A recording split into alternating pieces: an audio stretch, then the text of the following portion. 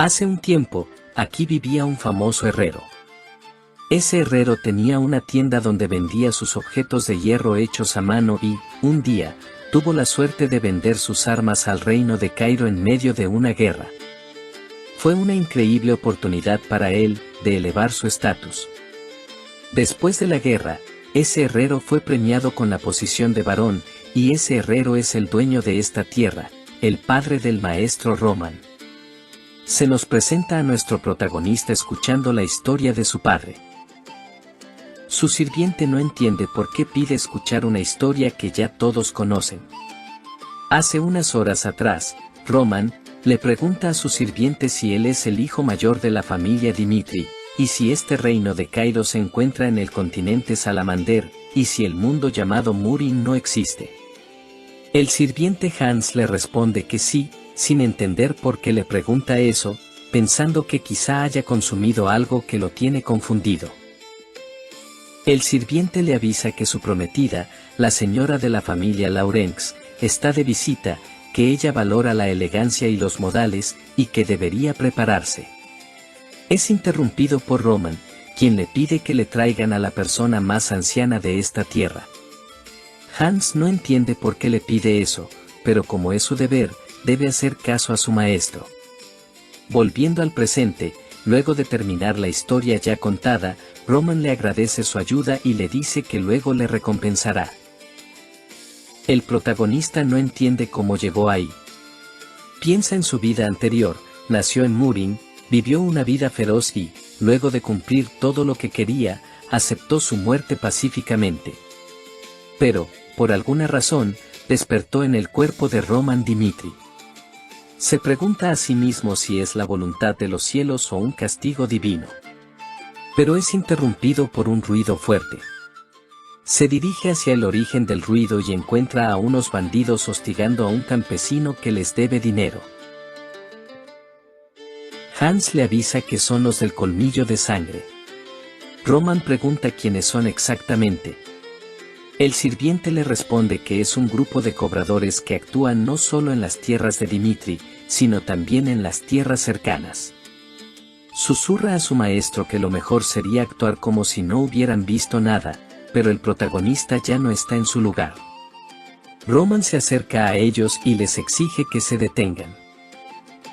Los bandidos, al darse cuenta de que es Roman, se burlan de él, diciéndole que solo por ser noble no le da el derecho a detenerlos, que mejor se vaya, que ahora están en su negocio. Roman le dice a Hans que todavía no conoce mucho sobre las leyes de este lugar, así que le pide que le explique quién rompió la ley aquí y cuál es el castigo adecuado. Hans, sorprendido, le responde que, si bien el campesino está debiendo dinero y está en falta, los colmillos de sangre no tienen autorización para encargarse del asunto. Pero lo más importante es que faltaron el respeto a usted, señor, hijo mayor de la familia Dimitri, y ese crimen, de acuerdo con la ley de esta tierra, vale su vida. Roman les dice a los bandidos si escucharon eso, recogiendo una vara. Les avisa que, como hijo del lord de esta tierra, castigará a todos. Los bandidos, enojados, le dicen cómo se atreve a hablarles así, sacando sus armas. Roman les menciona que eso demuestra que son basura al hablar así al dueño de estas tierras, y va contra ellos. El líder ordena atacar al chico, pero Roman lo esquiva y, con la vara de madera, le corta el cuello. Luego se dirige hacia los otros que se abalanzan sobre él. Esquiva al segundo y lo golpea en el pecho, destrozándolo por la fuerza del impacto. Hans, sorprendido, se pregunta a sí mismo si realmente ese es Roman Dimitri. Mientras tanto, desde la perspectiva del protagonista, lo primero que vio al abrir los ojos fue un testamento y varias sustancias. Decía que, como Cairo estaba en constante guerra, debían elegir a un representante de cada casa, y Roman fue elegido para ir al ejército y representar a su familia. Pero, por el miedo, eligió quitarse la vida. Fue una vida patética, pero sea cual fuera su vida, el actual dueño de este cuerpo es el líder de la secta de los demonios celestiales, Bakhon, y desde este punto vivirá a la manera de Bakhon. Acaba con la mayoría de la pandilla. Uno, asustado, intenta escapar, pero el protagonista lo sujeta y lo arrodilla frente a todo el pueblo, diciéndole que por hablarle de esa forma será castigado, acabando con él ante la mirada de los aldeanos. Roman les comenta que, si no les gustó el castigo que les dio, pueden venir a él. Luego llama a Hans, pidiéndole que avise a los guardias y les diga lo que pasó allí. Hans se retira en busca de los guardias. Roman se da cuenta de que el cuerpo que tiene es inútil, no tiene ki y el flujo es horrible. Piensa primero en limpiar el cuerpo, pero lo interrumpe el aldeano que salvó, agradeciéndole por salvarlo. Roman le aclara que no lo hizo por él, sino porque el colmillo de sangre rompió la ley. Además, él tampoco es una excepción, y le pregunta por qué no pagó su deuda. El aldeano, entendiendo, le responde que su padre pidió un préstamo para comprar unas tierras para cultivar, que hubieran podido pagar fácilmente con la cosecha, pero los del colmillo de sangre destruyeron todo. Más tarde se enteró de que hicieron todo eso porque iban por su hermana menor. Arrodillado y gritando, dice que no es justo, que aunque no tenían mucho nunca molestaron a nadie, y le ruega que al menos salve a su hermana.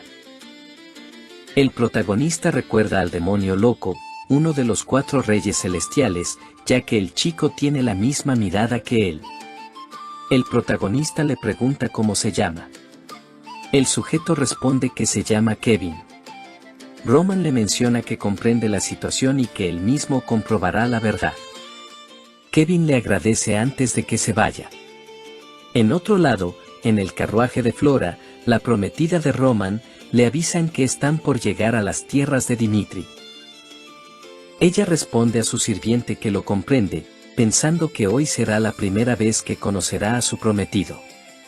Volvemos un mes atrás, en casa de Flora. Le avisan sobre el acuerdo de matrimonio con Roman. Su padre le dice que sus tierras no están en buen estado, que necesitan superar este desastre. Flora se sorprende de que su matrimonio se haya decidido de esa manera, y con los Dimitri, una familia de herreros.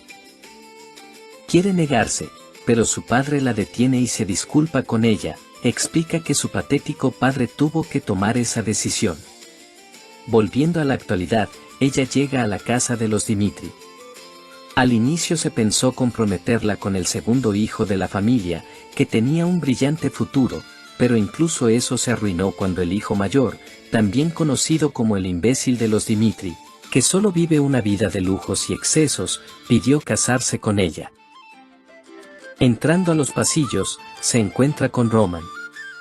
Ella le avisa que quiere romper el compromiso de matrimonio. El protagonista acepta felizmente. Flora no entiende por qué él no ruega que no lo anule.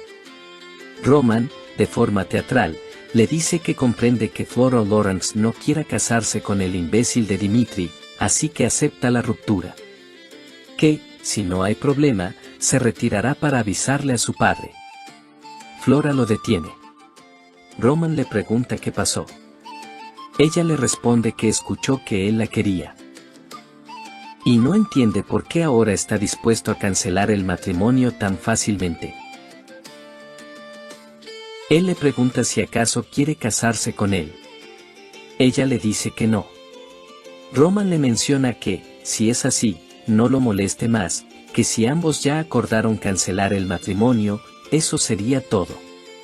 Que él tomará toda la responsabilidad por romper el compromiso, ya que para él que lo llamen el imbécil de Dimitri no es problema. No le importa que le digan el divorciado. Se retira del lugar, sin que Flora comprenda qué le pasó. Roman entra al despacho de su padre para informarle sobre la cancelación del matrimonio. Su padre se molesta y le cuenta que, aunque la gente lo llame el imbécil de Dimitri, trató de darle un buen entorno y un matrimonio con la familia Lawrence, que lo único que tenía que hacer era casarse con esa chica, y ni eso pudo hacer.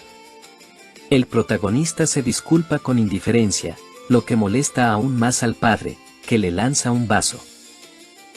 Su padre le grita que intentó buscar una manera de que no fuera al ejército, pero con lo que hizo, en 6 meses tendrá que entrar y ir al campo de batalla. Le pregunta si tiene alguna objeción. Roman responde que no. Su padre ahora le dice que ya sabe lo que pasó con el colmillo de sangre, que hay testigos que dicen que él los derrotó a todos, pero no lo cree. Que como se metió en ese problema, él mismo deberá hacerse responsable. Piensa que ahora su hijo le pedirá clemencia y ayuda. Pero, Roman le responde que entiende y que se hará cargo de sus propias acciones antes de retirarse del lugar, dejando a su padre sin comprender su respuesta. Ya afuera, se limpia la sangre, pero Flora, que escuchó todo, le dice que está loco. Sin hacerle caso, sigue caminando, pero Flora lo sigue. Le cuenta que esa pandilla, incluso otros nobles, les tienen miedo, que vuelva y ruegue a su padre por misericordia. Roman, ya harto, le dice que debería conocer su lugar. Desde el momento en que surgió el tema de la ruptura del compromiso, ella ya no tenía derecho a interferir en su decisión, que a partir de ahora toman caminos distintos. Luego se retira del lugar. Ya en la noche, en la oficina, la madre de Roman, llamada Diana, le pide a su marido que deje de tomar. Romero le cuenta que volvió a usar la violencia con Roman otra vez, que cuando eran plebeyos solía golpearlo a menudo, pero que después de convertirse en noble decidió que su hijo no volviera a pasar por lo mismo. Diana le dice que gracias a esa promesa sus otros hijos crecieron bien. Romero afirma eso, pero aún así está preocupado por su hijo mayor, que a diferencia de los otros vivió con él los momentos más difíciles, y no sabe cómo tratarlo. Su esposa lo calma, pero le menciona el otro asunto, los colmillos de sangre. Por orgullo, su hijo dijo que él se encargará, pero está preocupada de que algo le pase, y le pide que llame al capitán Jonathan para que ayude a Roman. Su marido acepta la petición. Al día siguiente, Roman camina por la calle, perseguido por Hans, que está preocupado de que los pandilleros vuelvan para vengarse, pidiéndole regresar. Roman se niega y le dice que los colmillos de sangre lograron mucha fuerza por sus métodos infames, y que ese miedo se pegó a sus enemigos, logrando así que hicieran lo que ellos querían. Hans comprende, pero le dice que aún así sigue siendo muy peligroso. Ya en una taberna, Roman le aclara a Hans que debe comer mientras él busca más información, pero Hans le impide avanzar. El protagonista se sorprende de que, aún así, siga con él. Roman le pregunta a Hans si él es uno de sus hombres. Hans le responde afirmativamente. Comprendiendo la situación, Roman le dice que saldrá un rato y se retira del lugar. El protagonista camina por todos lados de forma intencional para que todos lo vean, y luego se mete entre los callejones. Aprovechando la oportunidad, otros miembros de los colmillos de sangre atacan a Roman.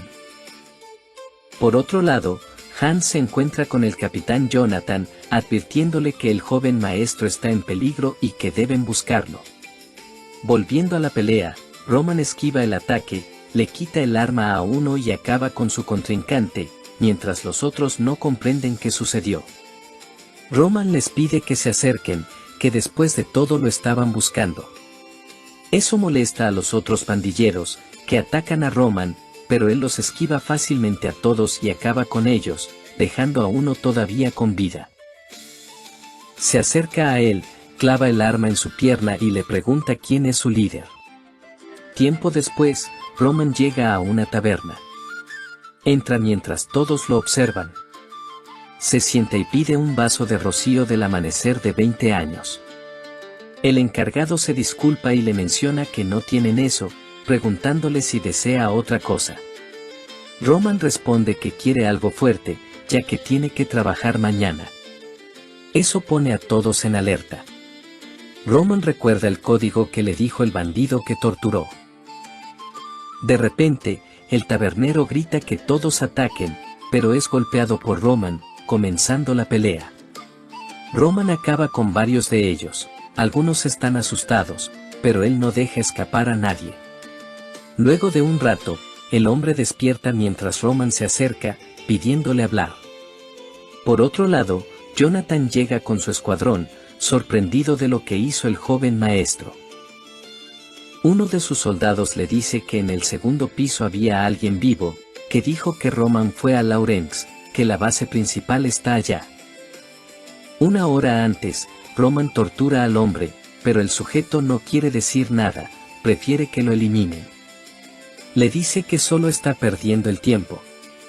Roman mira alrededor de la habitación y observa una foto del sujeto con un niño.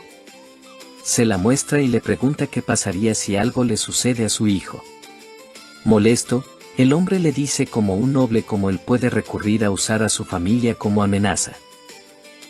Roman le aclara que, cuando investigó a los colmillos de sangre, no dudaron en cometer crímenes para que la gente quedara endeudada con ellos y luego convertirlos en esclavos, que ese es su método. El hombre responde que igual no hablará.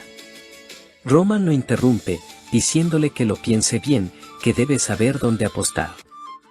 Le lanza la foto y le dice que habla en serio, enviará soldados a buscar a su hijo y lo harán sufrir de la forma más lenta y dolorosa posible. Pero antes le dará una oportunidad.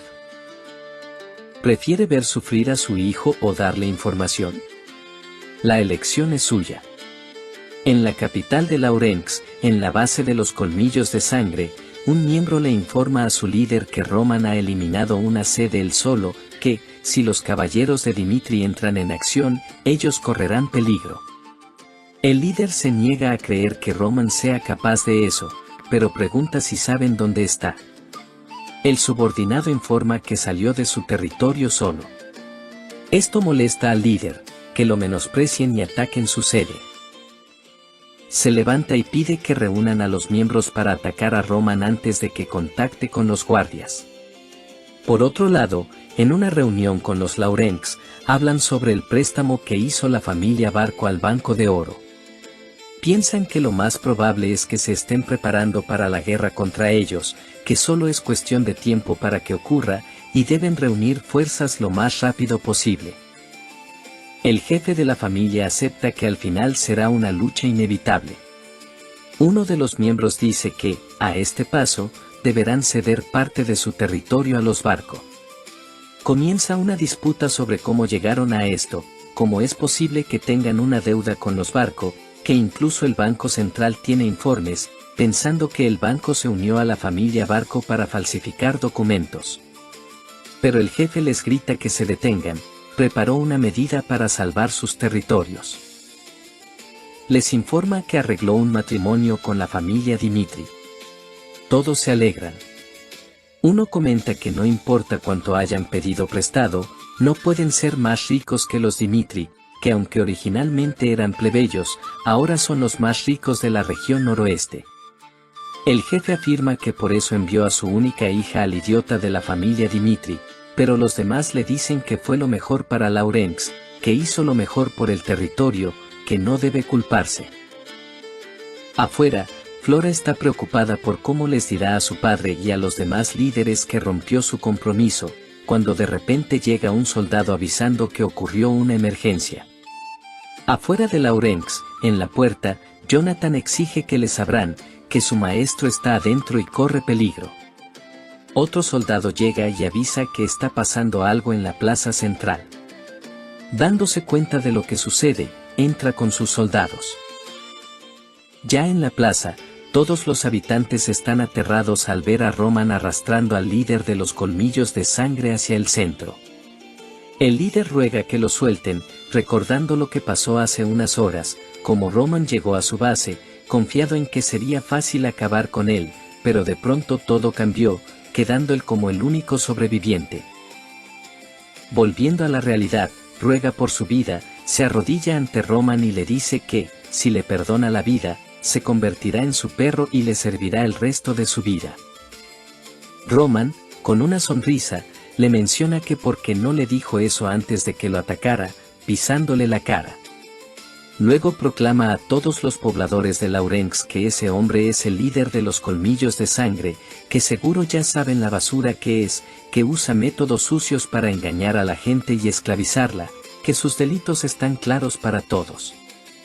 Por ende, frente a todos arrancará el mal de raíz, acabando con el sujeto.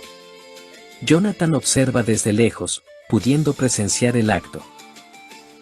En la casa de los Lawrence, un soldado informa lo que ha pasado, como Roman llegó a Lawrence y, luego de una hora, apareció en la plaza con un hombre, proclamándolo como el líder de los colmillos de sangre, para luego ejecutarlo frente a miles de personas. Esto sorprende al padre de Flora. Uno de los líderes le menciona al jefe que, aunque haya acabado con los colmillos de sangre, lo hizo sin el permiso del Señor de la Tierra, que no pueden dejar pasar eso. El padre de Flora piensa que eso no importa, lo relevante es que ese hombre se convertirá en su yerno, la persona que logró acabar con los colmillos de sangre.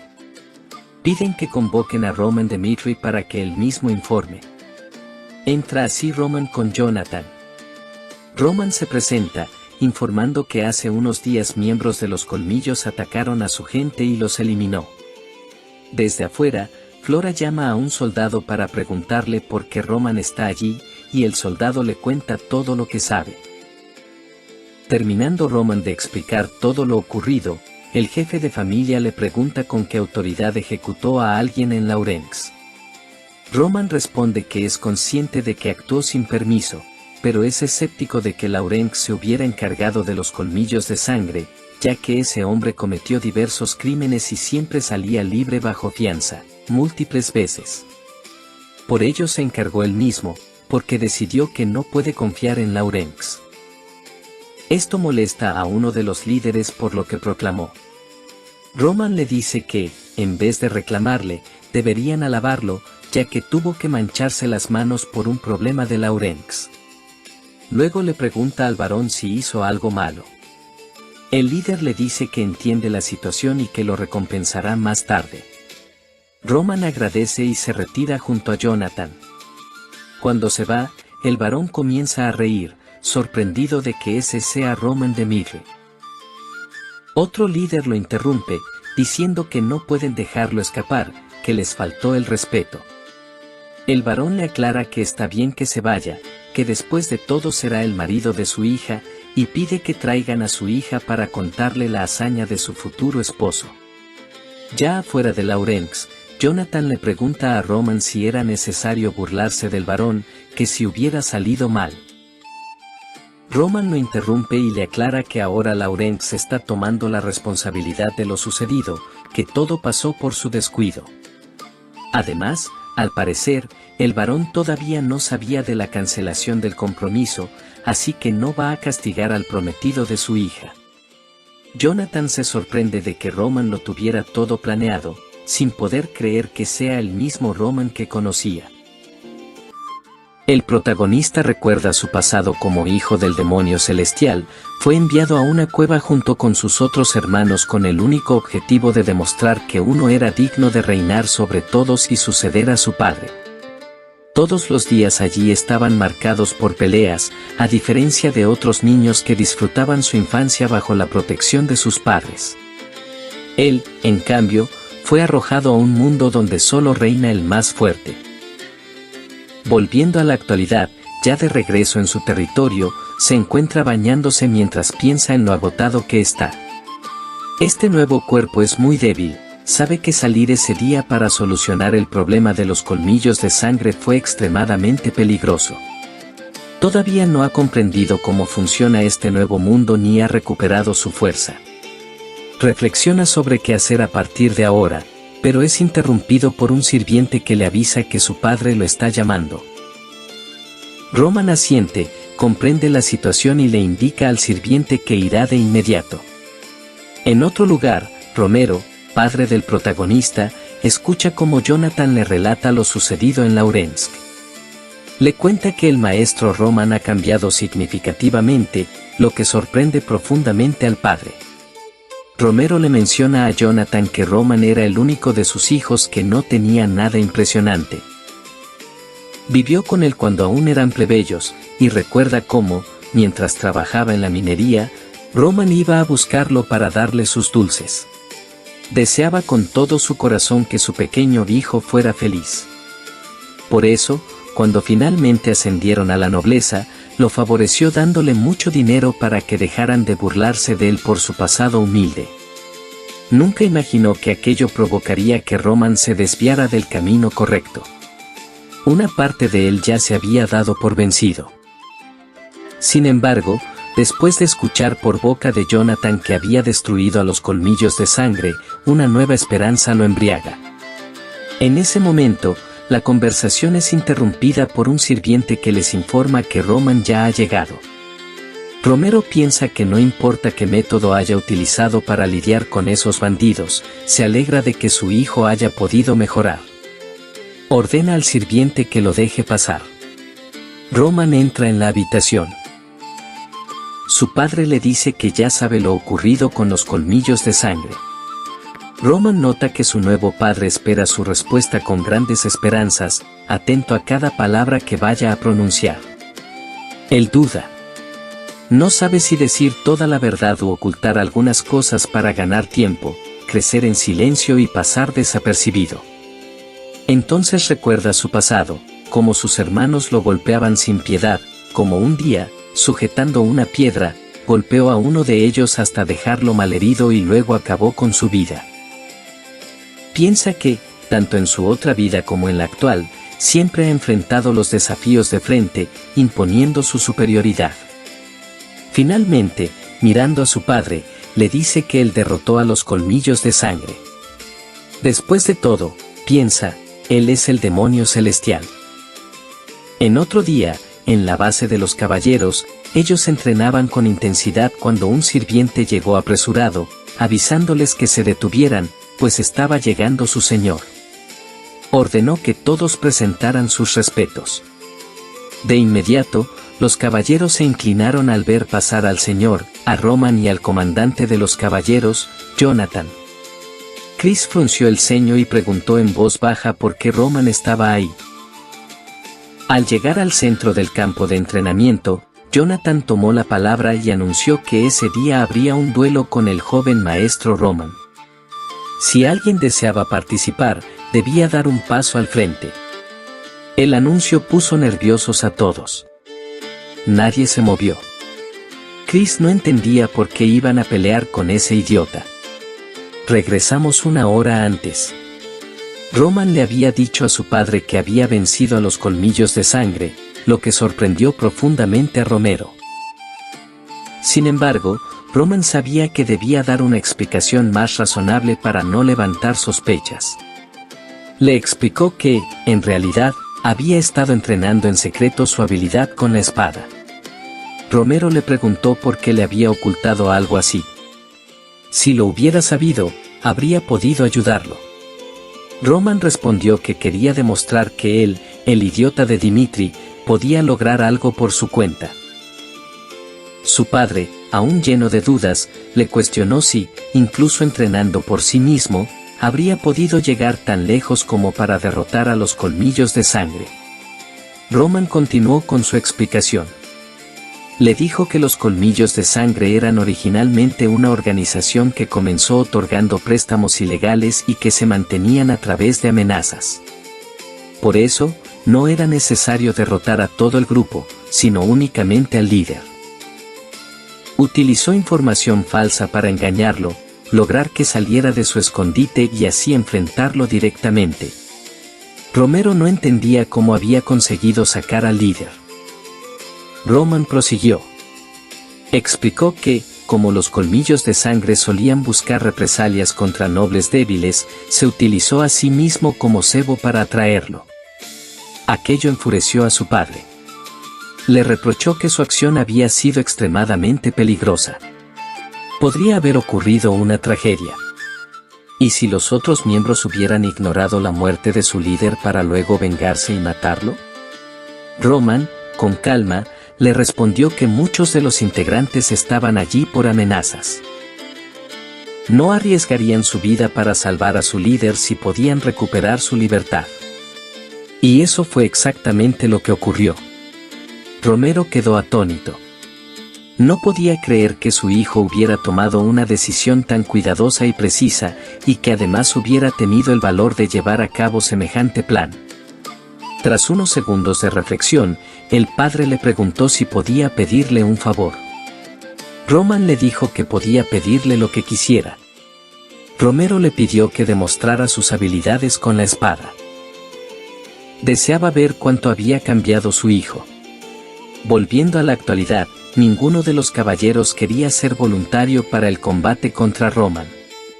Chris pensó que era obvio que nadie quería participar. Si ganaban, no obtendrían nada, y si perdían, podrían ser expulsados.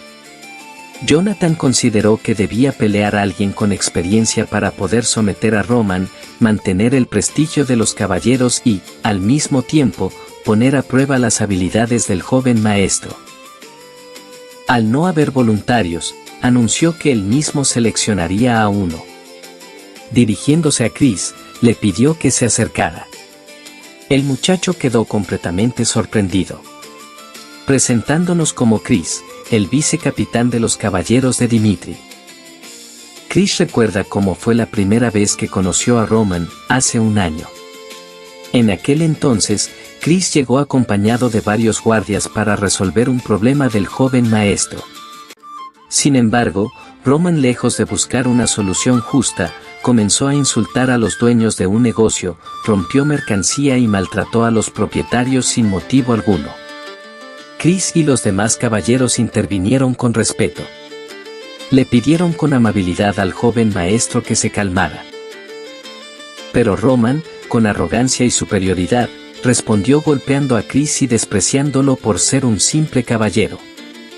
Chris supo en ese instante, al recibir el golpe, que Roman jamás había entrenado en su vida. Incluso era más débil que un hombre promedio. No podía comprender cómo un ser tan patético podía ser el hijo de su señor. Llegó a pensar que alguien como él no merecía vivir. Volviendo a la actualidad. Chris cuestiona al capitán, pero es detenido por Jonathan. El comandante le explica que el joven maestro ahora es un experto que logró derrotar a los colmillos de sangre y que no aceptará que se niegue a pelear. Comprendiendo que no tiene opción, Chris acepta que deberá combatir. Ambos entran en la arena y se miran fijamente. Jonathan está a punto de dar la orden de inicio cuando Chris lo interrumpe solicitando una petición, lo que deja a Jonathan en duda. Chris explica que le enseñaron que todo duelo con espadas debe tratarse como una batalla real, sin importar quién sea el oponente. Por ello, quiere que se acepte su petición, que este combate se tome completamente en serio. En su interior, piensa que no puede creer que ese idiota haya derrotado a los colmillos de sangre. Aprovechará esta oportunidad para darle una lesión a Roman. Jonathan mira al señor. Este, a su vez, dirige la mirada hacia su hijo para conocer su decisión. Roman responde con una sonrisa y asiente levemente. Al notar esa sonrisa, Chris se molesta, pensando que se está burlando de él. Jonathan anuncia que Roman ha aceptado, así que pueden comenzar. Les ordena que se preparen. Chris mira a Roman con frialdad. Roman, en cambio, solo sonríe. El combate inicia. Chris se lanza primero al ataque. Para sorpresa de todos, Roman bloquea el golpe con firmeza. Incluso el propio Chris queda sorprendido de que haya podido detener su espada. Roman empuja con fuerza, obligando a Chris a retroceder. Chris siente el impacto en sus manos, que tiemblan por la potencia del choque. También nota la postura firme y estable de su oponente. Molesto, vuelve a lanzarse al ataque. Roman esquiva, pero Chris no le da respiro y ataca nuevamente. Otra vez, Roman bloquea con precisión. Aprovechando su velocidad, Chris cambia de ángulo y ejecuta un nuevo ataque, convencido de que esta vez acabará con él. Sin embargo, se sorprende al ver que Roman se agacha en el último instante. Sin vacilar, Roman contraataca desde abajo, y el golpe está a punto de impactar. Chris toma la decisión inmediata de distanciarse. Ahora comprende que Roman es realmente peligroso. Desde la distancia, Romero y Jonathan no pueden creer lo que ven, al igual que los demás soldados.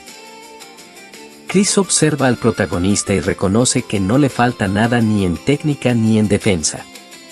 Empieza a considerar que tal vez sea cierto que derrotó a los colmillos de sangre. A este ritmo, podría perder. Se maldice por tener esos pensamientos. ¿Cómo podría él, vicecapitán, ser derrotado por el imbécil de Dimitri frente a todos? Roman interrumpe sus pensamientos diciendo que ya han tenido suficiente calentamiento. Por primera vez en el combate, Roman toma la iniciativa. En un instante llega frente a Chris. Apenas logra bloquear el ataque. Sin darle tregua, Roman continúa atacando con rapidez, sorprendiendo a todos. Chris siente que apenas puede resistir. Intenta encontrar una oportunidad para contraatacar, pero Roman golpea su espada con precisión, dejándolo en desequilibrio. Piensa rápidamente en retroceder, pero Roman no le da oportunidad y está a punto de lanzar otro ataque. Chris nota que la postura de Roman parece desprotegida y aprovecha para contraatacar. Sin embargo, Roman esquiva con facilidad. Era una finta. Chris se da cuenta demasiado tarde. Entiende que está a punto de perder contra Roman. La rabia lo invade. Decide usar su poder de aura de una estrella en la espada.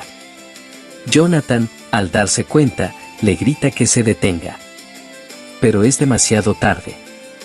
Chris lanza el ataque. Romero se preocupa. Cuando el humo se dispersa, todos observan con asombro que Roman logró esquivarlo. Chris queda en shock. En ese instante, Roman se mueve con rapidez, lo golpea con precisión y lo derriba al suelo. Desde arriba, Roman lo mira fijamente. El combate termina con la derrota de Chris. Chris recuerda cómo ingresó a los caballeros, convirtiéndose en aprendiz directo del comandante Jonathan. Desde el principio destacó por su disciplina y determinación. Muchos opinaban que su ascenso fue extraordinario. Los ciudadanos comentaban con admiración que, después de convertirse en caballero de una estrella, solo le tomó 3 años alcanzar el rango de 2 estrellas, algo inusual para alguien tan joven. Se rumoreaba, además, que sus habilidades con la espada eran increíbles. En una de sus prácticas, tras un intenso enfrentamiento de entrenamiento, Jonathan quedó sorprendido por la valentía y el talento de Chris. Llegó a considerarlo un genio, alguien destinado a alcanzar la cima entre los caballeros. Volviendo a la actualidad. Romero observa a Chris en el suelo y, confundido, le pregunta a Jonathan: ¿cómo es posible esto? ¿No era Chris un caballero de 2 estrellas? Jonathan, aún impactado, no puede responder de inmediato. Está demasiado sorprendido para comprender cómo Roman logró mejorar tanto en apenas un mes. Finalmente, le pide a su señor que no se sorprenda por lo que va a decir, pero afirma que el joven maestro parece ser un genio en el manejo de la espada. Mientras tanto, Roman observa a Chris en el suelo. Recuerda la agresividad del muchacho y reconoce su gran talento. Incluso piensa que, si Chris realmente lo hubiera querido, podría haber derrotado por sí solo a los colmillos de sangre. Ahora entiende por qué Jonathan se siente orgulloso de él. Para los estándares de este mundo, Chris es hábil. Pero para los propios estándares de Roman, es lo peor. En su antigua secta, incluso la persona más débil sería mucho más fuerte que Chris. Aún así, admitió que se sorprendió un poco al final del combate. De pronto, el silencio es interrumpido por la risa del señor. Luego, con una amplia sonrisa, expresa su alegría al saber que su hijo es un genio con la espada. Le pide a Jonathan que confirme lo que acaba de decir. Jonathan asiente. No encuentra otra explicación para la mejora tan drástica en tan poco tiempo.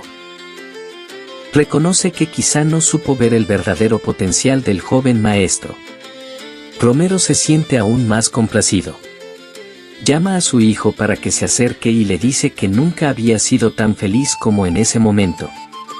Derrotar a los colmillos de sangre y vencer a Chris son logros que merecen una recompensa acorde. Le pregunta qué desea. Con una sonrisa tranquila, Roman le recuerda que en medio año deberá ir al campo de batalla por el reino de Kaido. Su padre le pregunta si quiere que busque la manera de evitar que vaya. Roman lo corrige. No quiere evitarlo. Desea el derecho de elegir a sus propios hombres para que lo acompañen. La petición deja pensativo a Romero. Le pregunta si está seguro de lo que dice. Roman responde con firmeza que irá. Entendiendo la determinación de su hijo, Romero acepta. A partir de ahora, Roman podrá escoger personalmente a los hombres que lo acompañarán en la batalla. Además, mientras continúe demostrando resultados como los de hoy, podrá hacer lo que desee sin que él se lo niegue. Aprovechando la ocasión, Roman miró a Chris, quien ya había despertado en la enfermería después de un rato. Chris se sorprendió al enterarse de que le habían ordenado enseñarle aura a Roman. Jonathan le explica que son órdenes del Señor. Chris responde que no puede hacerlo. En aquella batalla tuvo que usar su aura, pero de igual manera perdió. Lo único que quiere ahora es esconderse en un rincón por la humillación sufrida. Y, sin embargo, le piden que enseñe aura. Jonathan lo interrumpe y le dice que le hará una oferta. Jonathan le explica que deberá enseñarle aura a Roman y observar que es diferente en él. Si lo hace bien, le revelará todos sus secretos para convertirse en caballero de 3 estrellas. Chris queda impactado. Se levanta y le pregunta si habla en serio. Jonathan afirma que sí. Sin otra opción, Chris acepta. Por otro lado, en el cuarto de Roman, Hans le comenta que ya se ha enterado de sus grandes logros. Dice que haber vencido a Chris, un caballero de 2 estrellas, es increíble. Al escuchar eso, Roman le pregunta qué significa ser un caballero de aura de 2 estrellas. Hans responde que tampoco sabe demasiado. Solo que el aura es un poder que utiliza el maná. Roman comprende entonces que, en este mundo, a la erupción de energía la llaman maná. Sin embargo, la forma en que los demás lo utilizan le parece extremadamente ineficiente. No entiende por qué lo emplean de esa manera. Aún así, no puede evitar sentirse entusiasmado por lo que está por descubrir en este nuevo mundo. Al día siguiente, Roman, junto con Chris, se miraban fijamente. Chris quiere explicarle qué es el aura antes de enseñarle. Le menciona que el aura es un subconjunto del uso del maná. Los magos utilizan el maná almacenándolo en sus círculos mágicos, mientras que los caballeros almacenan el maná en sus cuerpos. La persona que descubrió el maná es conocida actualmente como el Emperador Alexandro. La idea es que los caballeros acumulen el maná en su cuerpo para luego liberarlo por completo y así conseguir mayor fuerza. Terminando su explicación, Chris le cuenta que 1 de cada 1000 personas elige el camino de un caballero de aura, y que solo uno entre decenas de miles es capaz de convertirse en mago. Por eso, lo primero que hay que hacer es averiguar si Roman tiene afinidad con el maná, siendo el requisito mínimo para un caballero el poder sentirlo. Es precisamente en este punto donde muchos fallan.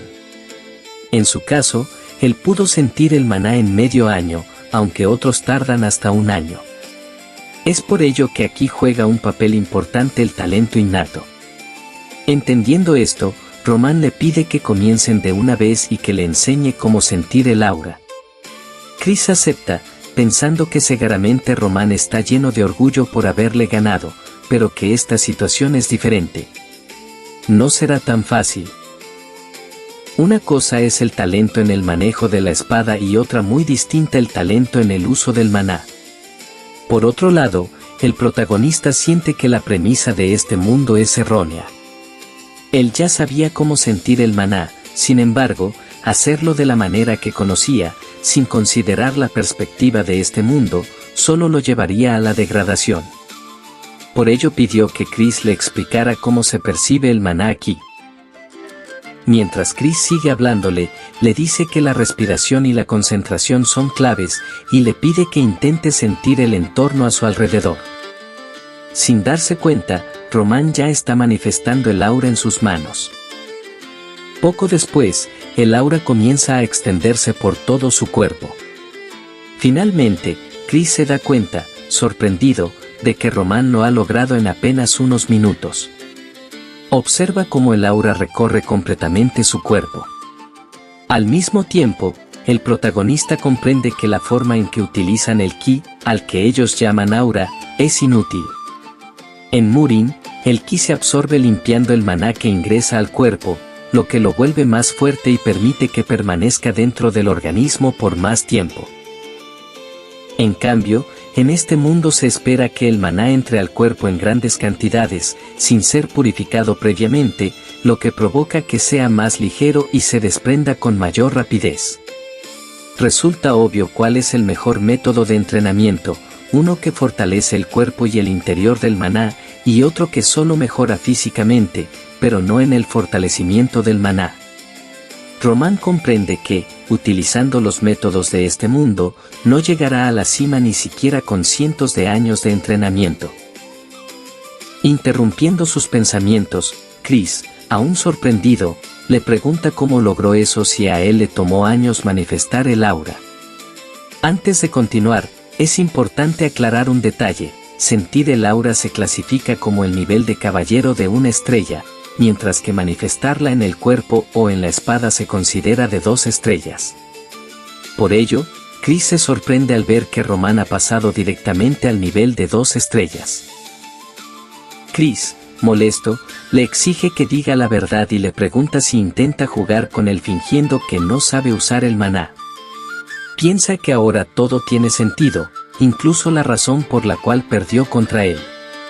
Una lágrima se le escapa. Román le aclara que está equivocado. Sin embargo, Chris insiste en que no lo está, pues a él le tomó 10 años convertirse en un caballero de 2 estrellas. Esto provoca una risa en el protagonista, lo que molesta aún más a Chris, quien le pregunta por qué se burla de sus esfuerzos. Román responde preguntándole si alguna vez, mientras escalaba su meta de convertirse en el más fuerte, cuestionó los métodos de entrenamiento que estaba utilizando. La pregunta impacta a Chris, quien le pide que explique a qué se refiere. Román le aclara que las personas suelen dar por sentado que una formación antigua y transmitida durante generaciones es la forma correcta de hacer las cosas. Mientras Chris le enseñaba el aura, él mismo se preguntaba por qué la gente está tan obsesionada con un método que claramente tiene fallas. ¿Es porque no conocen otra forma? ¿O porque tienen fe en su capitán? La razón es muy simple: es más fácil enseñarlo así. Si solo transmites lo que tú mismo aprendiste, no habrá nadie que te contradiga ni que critique tus métodos. Román le dice a Chris que no pretende menospreciar sus 10 años de entrenamiento, ya que no fueron inútiles. Sin embargo, el hecho de que en todo ese tiempo nunca haya cuestionado el método es precisamente la razón por la que se ríe de él. Antes de irse, le aconseja que no existe una respuesta perfecta, pero que debe decidir si seguirá los métodos que le enseñaron o si elegirá su propio camino. Esto deja a Chris con dudas sobre qué hacer en su futuro. Román se da cuenta de que Chris ya ha dejado de lado su orgullo, lo cual le resulta muy interesante. Antes de marcharse, Chris le pide a Román que le enseñe una forma de hacerse más fuerte. El protagonista se niega, pero le aconseja que deje de perseguir ciegamente las enseñanzas recibidas. Si realmente quiere aprender, le dice que tendrá que seguirlo y observar por su cuenta estando a su lado. Román le aclara que en 6 meses irá a la guerra y le pide que lo observe mientras se fortalece enfrentándose a sus enemigos, y que aprenda a su manera. Si después de 10 años aún es capaz de seguirlo, entonces puede asegurarle con total confianza que habrá encontrado su respuesta. Ya por la noche, Chris no puede dejar de pensar en lo ocurrido esa tarde. Recuerda cómo ingresó a los caballeros y cómo logró sentir el aura. Todos le decían que era un genio, pero ahora nada tiene sentido. Recordando las palabras del protagonista, finalmente toma una decisión. Al día siguiente, en el despacho del capitán, le dice a Jonathan que seguirá a Román Dimitri para volverse más fuerte. El capitán le pregunta si ocurrió algo. Chris responde rápidamente que sí. Al observar la mirada decidida de Chris, Jonathan comprende la situación y acepta su petición, aclarándole que desde ese instante deja de formar parte de los caballeros de Dimitri. Sin embargo, le pide que, pase lo que pase, desde ahora proteja al joven maestro mientras persigue su objetivo. Chris le agradece por sus palabras. Jonathan recuerda la primera vez que conoció a Chris, estaba entre los escombros, llorando por su madre, quien había fallecido en el campo de batalla. Ahora, ese niño se había convertido en un hombre. Levantándose de su asiento, Jonathan le pide que lo acompañe, pues a partir de ahora debe prepararse adecuadamente para el campo de batalla. Esto sorprende a Chris. Jonathan le explica que, si quiere sobrevivir en la guerra, debe poseer un arma secreta que pueda llamar suya. Estas palabras llenan de entusiasmo a Chris. Por otro lado, en las calles, la gente murmura sobre los últimos rumores. Dicen que Román Dimitri acabó con los colmillos de sangre. Algunos creen que son simples alucinaciones, pero otros los cuestionan, ya que todos los relatos parecen ser reales. Kevin escucha estas conversaciones y se sorprende al saber que Román logró tal hazaña. Recuerda que Román pudo derrotar a una banda, y piensa que Román hizo todo eso para cumplir su palabra con él. Sin embargo, al analizarlo mejor, concluye que probablemente no lo hizo por su causa. Mientras continúa caminando, decide que también quiere volverse tan fuerte como Román, alguien lo suficientemente poderoso para proteger a las personas que lo rodean. De repente, escucha que alguien lo llama. Al voltear, observa al joven maestro Román, lo que lo sorprende tanto que deja caer la caja que llevaba. Kevin le pregunta qué hace allí y, acto seguido, se arrodilla para agradecerle, pues gracias a él su familia pudo sobrevivir. Román le dice que no se preocupe por eso y le pregunta cómo ha estado. Kevin, emocionado, le cuenta que, después de que los colmillos de sangre dejaron de amenazarlo, y gracias a Hans, pudo conseguir trabajo. Sin embargo, no sabe cómo expresar su agradecimiento. Al escuchar esto, Román le dice que tiene una propuesta que quizá le ayude a encontrar un propósito. Kevin pregunta cuál es esa oferta. Román le responde que, si acepta, ayudará económicamente a su familia. Él tendrá un lugar cálido donde vivir y buena comida, pero a cambio le pide su vida. Si puede jurar lealtad, le proporcionará una vida de la que no se arrepentirá. Tomando una decisión rápida, Kevin le ofrece su vida al joven maestro. Le dice que, si le ordena morir, morirá bajo sus órdenes, y que, si le ordena matar, lo hará sin dudar. Con euforia, promete que, si protege a su familia, su vida estará en sus manos. La demostración de lealtad alegra al protagonista. Le recuerda a un compañero de su vida pasada, conocido como el semental enloquecido, alguien que nunca se detenía hasta terminar su trabajo. Román siente que vale la pena tener a Kevin a su lado y le responde que, a partir de ese momento, le pertenece. Ese mismo día, Román llevó a Kevin a su casa para pedirle a Hans que lo ayudara a acostumbrarse a la vida allí. Hans aceptó, mientras Román se retiraba hacia la biblioteca. Una vez dentro, comenzó a revisar la información existente sobre los caballeros de Aura y la forma en que se constituyen sus rangos.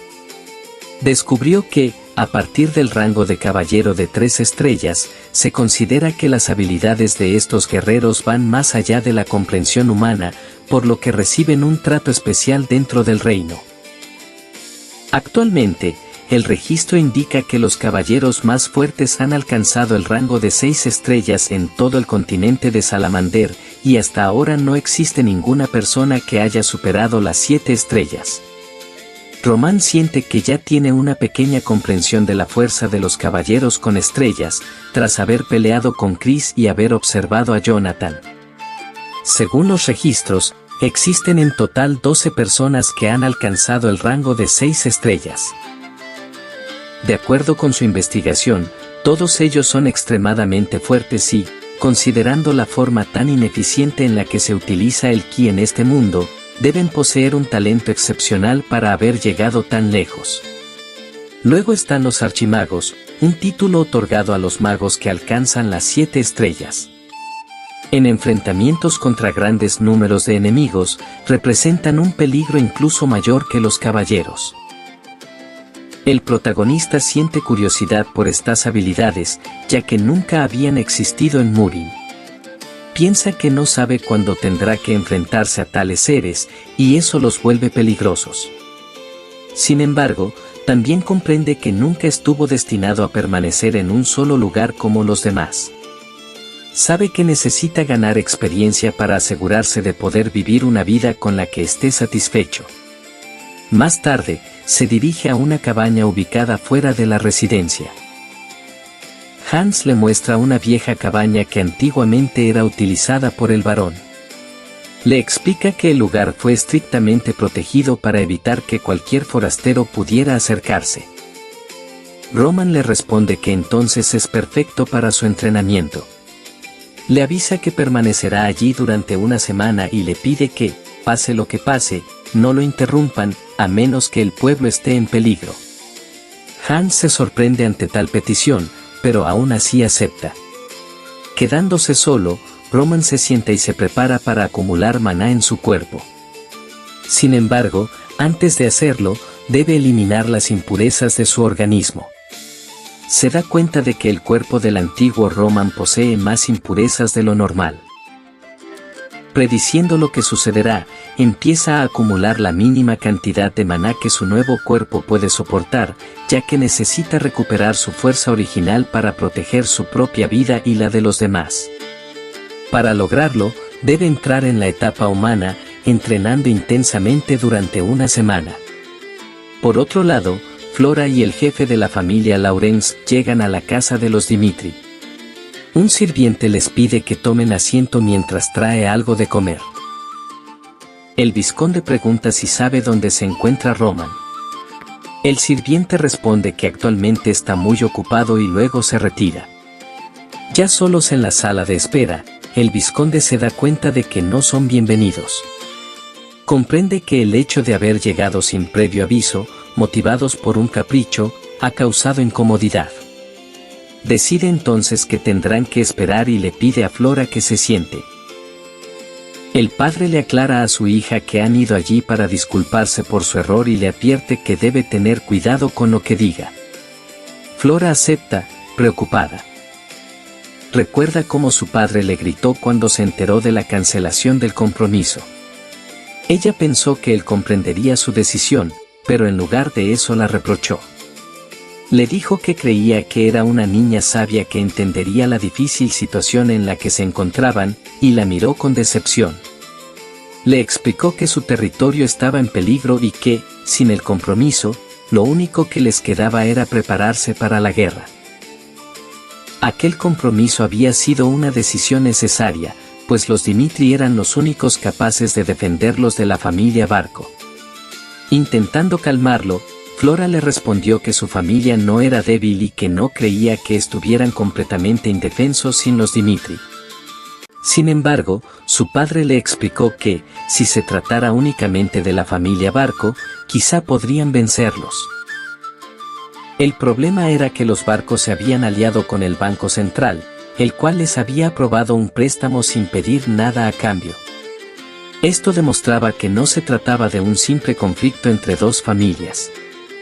Si una institución tan poderosa los apoyaba, significaba que querían destruirlos y quedarse con todo su territorio, su honor y su futuro. Flora se siente estúpida por haber tomado una decisión impulsiva sin considerar lo que sucedía en su propio territorio. Comprende que debe despertar, pues si no hace nada lo perderá todo. Mientras tanto, Hans camina de un lado a otro sin saber qué hacer. Recuerda que su joven maestro le ordenó que no lo interrumpieran, pero la familia Lawrence ha llegado y lo están llamando. De repente, escucha cómo se abre la puerta. Al voltear, se sorprende al ver a su joven maestro frente a él. Por otro lado, el padre de Flora es consciente de que el matrimonio entre su hija y Roman es clave para la supervivencia de la familia Lawrence. Aún así, incluso en una situación tan delicada, le resulta insoportable saber que lo están dejando de lado, esperando durante varias horas. Por lo que decide levantarse e ir personalmente a ver al barón Dimitri. Una vez en el despacho, el vizconde entra alterado, alzando la voz y exigiendo saber por qué lo han hecho esperar tanto tiempo. Reclama que, si no deseaban recibirlo, podrían haberle pedido que se retirara, pero no esperaba un trato tan desconsiderado. Romero le responde con calma, reconociendo su molestia, pero aclarándole que ellos nunca solicitaron esa reunión. El vizconde replica que lo sabe, pero insiste en que hace una semana expresó su intención de reunirse y que desde entonces no ha recibido respuesta alguna. Visiblemente cansado de la situación, Romero decide ser directo. El día en que Flora visitó la mansión, su hijo manifestó su intención de romper el compromiso. Aunque eso le disgustó, terminó aceptándolo. Sin embargo, deja claro que la causa fue la actitud de Flora, y que, en realidad, ellos fueron las víctimas de un matrimonio no deseado. Además, le recuerda que fue la familia Lawrence quien propuso primero la unión.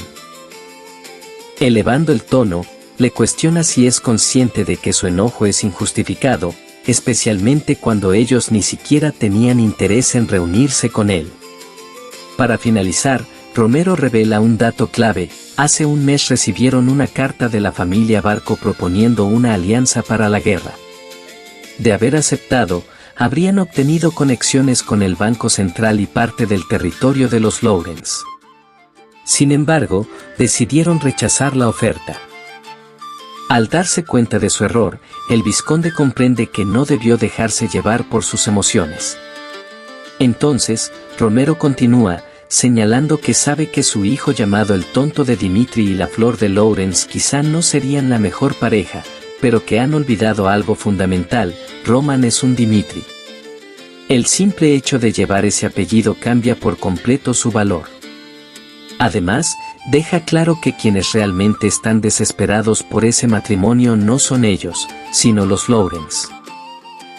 Y le pregunta con firmeza si acaso está equivocado. En ese momento, Flora recuerda su infancia en la academia donde las familias reales y nobles se reunían para crear vínculos y alianzas. Allí conoció a un niño llamado Joe, perteneciente a una familia menor, que siempre dudaba de si realmente merecía estar en ese lugar. Un día cometió un error insignificante: rompió un jarrón. Para los hijos de familias poderosas no habría sido gran cosa, pero para él fue suficiente para enfrentar un comité de castigo. Su padre tuvo que presentarse personalmente para disculparse. Flora, al verlo, solo pudo pensar en lo triste que era. El vizconde comienza a disculparse por la actitud de su hija. En ese instante, Flora comprende algo: en aquel entonces Joel era débil, y ahora los Lawrence también lo son.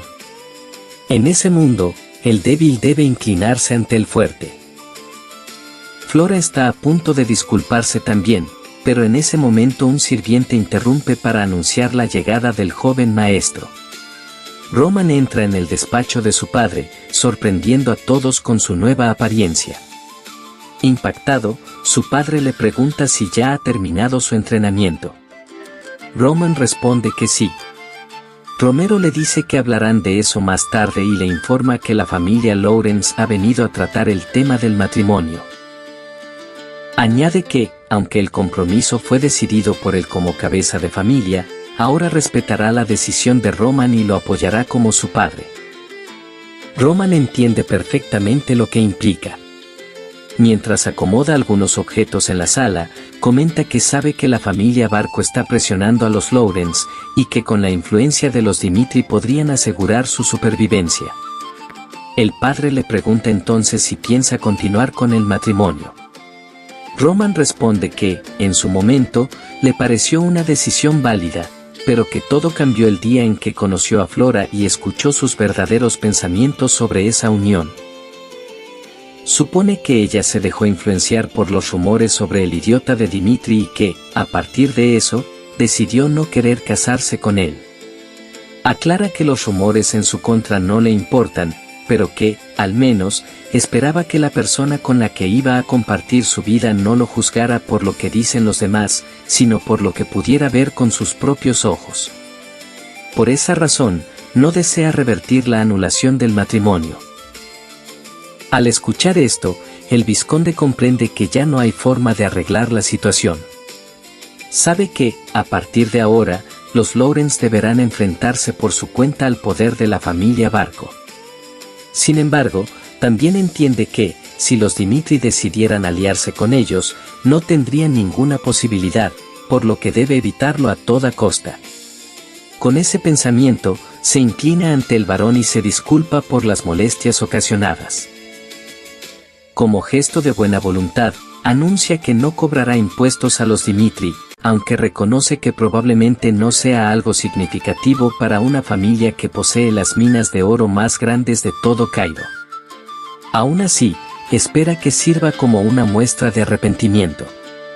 Romero, comprendiendo su intención, le responde que no es necesario llegar a ese extremo. Le asegura que anunciarán oficialmente la ruptura del compromiso y que, además, no se unirán a la familia Barco.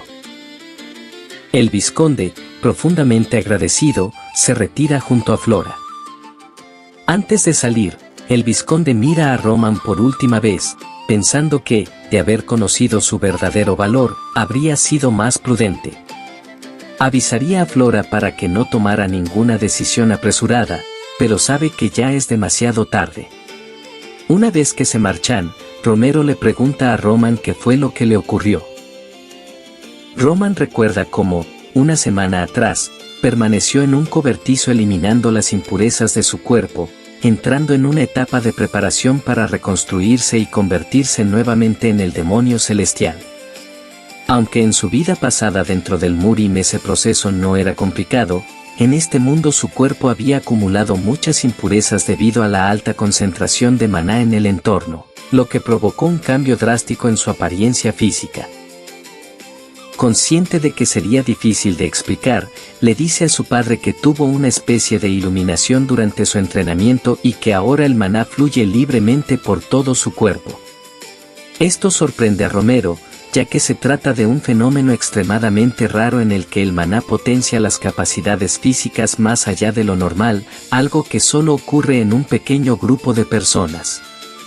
Orgulloso, le dice que no puede creer que su hijo haya alcanzado algo así y que cuenta con todo su apoyo.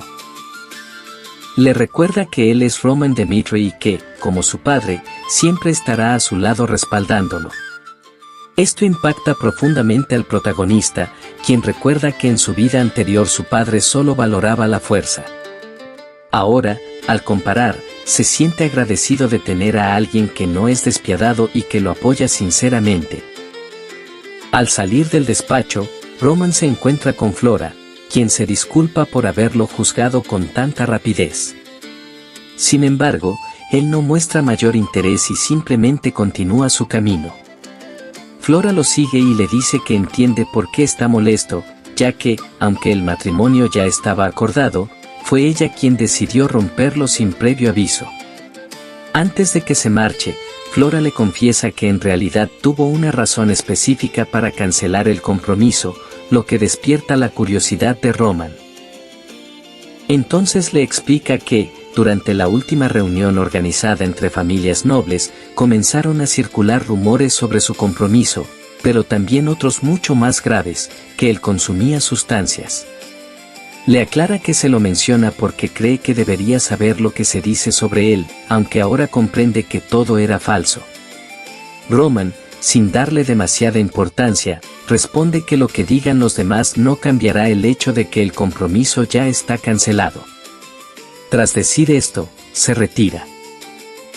Esa misma noche, mientras está sentado junto a Hans, Roman reflexiona sobre lo que Flora le contó. No logra entender a qué se referían con esas supuestas sustancias, ya que no percibió nada extraño en su propio cuerpo. Por ello, decide preguntarle directamente a Hans si alguna vez lo vio consumirlas o si sospechó algo parecido. Hans se sorprende ante la pregunta, pero responde que nunca lo vio hacer algo así. Sin embargo, admite que hubo un periodo en el que su comportamiento fue extraño. Roman le pregunta cuándo ocurrió, y Hans le responde que fue hace aproximadamente un mes, después de regresar de una fiesta social. Recuerda que, en ese momento, su expresión era inusual y que, poco después, parecía haber perdido la voluntad de vivir. Se encerró en su habitación y pasó varias noches bebiendo.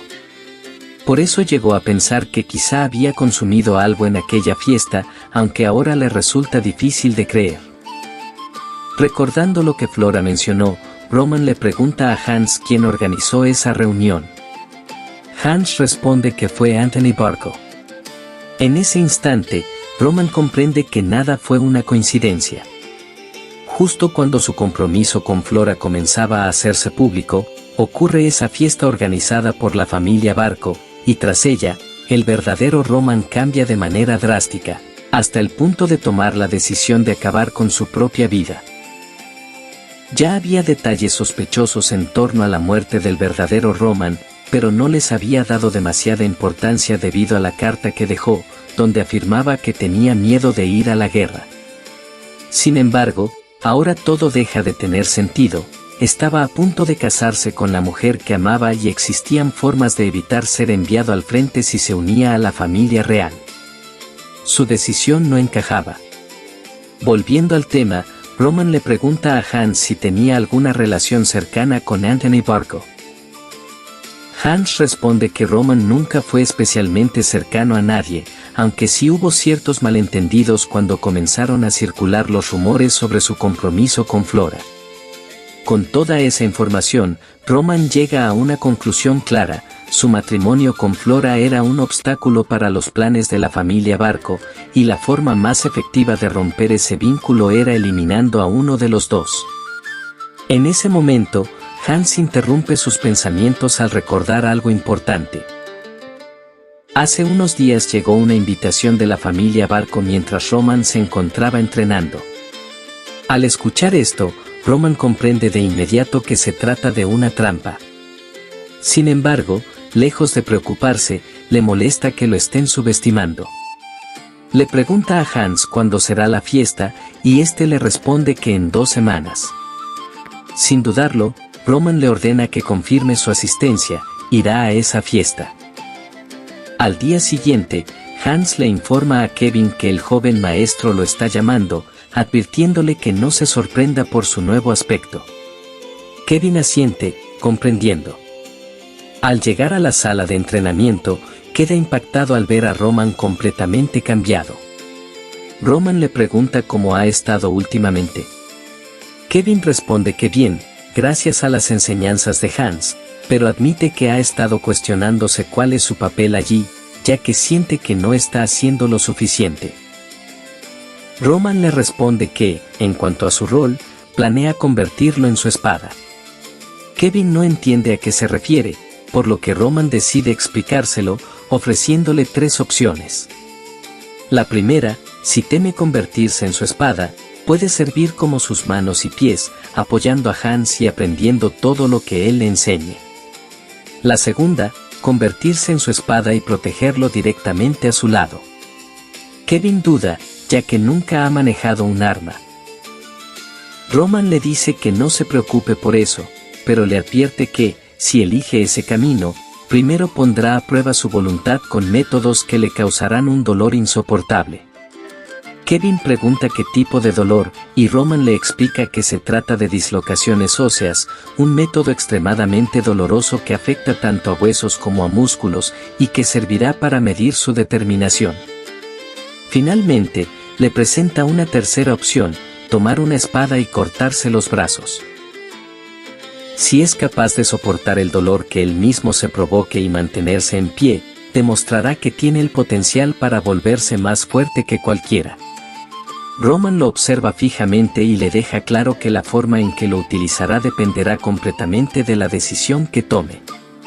Mientras tanto, fuera del castillo Dimitri, en una cabaña que apenas se sostiene en pie, Kevin recuerda su infancia. Desde pequeño tuvo que trabajar para sobrevivir, haciendo todo tipo de tareas, pero su situación nunca cambió, siempre aparecía alguien más fuerte que le arrebataba todo.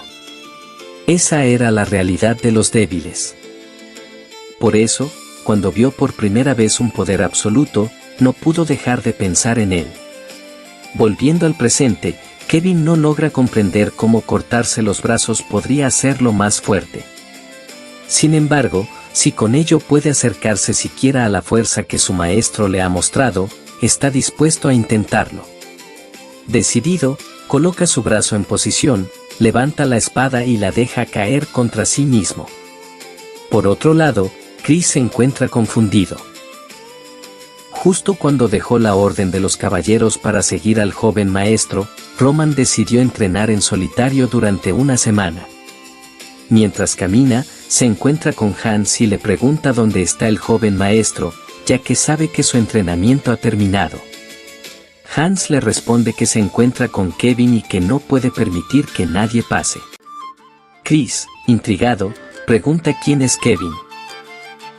En ese momento, dentro de la sala, Kevin, tras haberse herido, pierde el conocimiento mientras Roman lo observa fijamente. Más tarde, Hans nota que la espada de Roman está cubierta de sangre y le pregunta qué ocurrió. Roman le responde con calma que no se preocupe, ya que esa sangre no es suya. Entonces recuerda que, justo antes de que Kevin pudiera cortarse completamente el brazo, intervino y lo envolvió en una ilusión. Roman observa la situación con interés, claramente fascinado por el chico. Sabe que faltan 2 semanas para la fiesta y 6 meses para la guerra, y que aún tiene mucho que enseñarles a ambos. Pero esperando con entusiasmo lo que pasará en el futuro.